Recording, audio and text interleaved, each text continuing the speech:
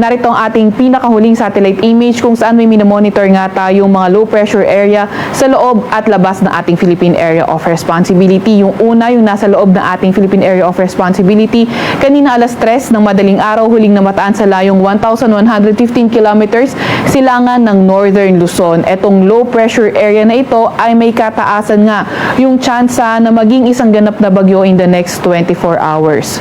Kung ito man ay maging bagyo sa loob ng ating PAR, bibigyan natin ito ng local name na Neneng. Kaya patuloy pa rin tayo mag-antabay sa mga ilalabas na update ng Pag-asa. Ito naman isang low pressure area na namomonitor ng Pag-asa nasa labas ng ating Philippine Area of Responsibility.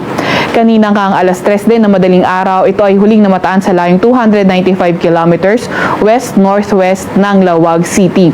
Itong low pressure area na ito ay katamtaman ng tsansa na maging isang ganap na bagyo.